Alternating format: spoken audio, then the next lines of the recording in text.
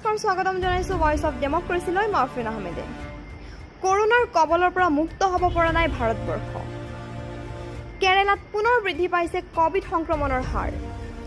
কিছুদিন পূৰ্বে কেৰালাত কোভিডৰ হাৰ হ্ৰাস পোৱাৰ পাছতে আনলকৰ ব্যৱস্থা গ্ৰহণ কৰা হৈছিল আৰু তাৰ পিছতে বৃদ্ধি পাব ধৰিলে কোভিডৰ হাৰ।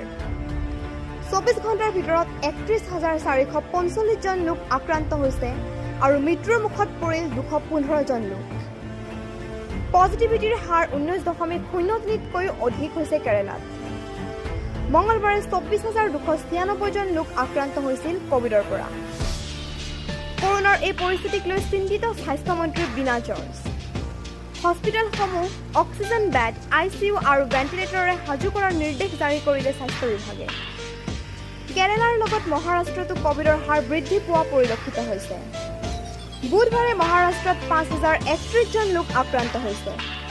ভাৰতবৰ্ষত কোভিডক লৈ পুনৰ চিন্তাৰ কাৰণ জাগ্ৰত হৈ পৰিছে।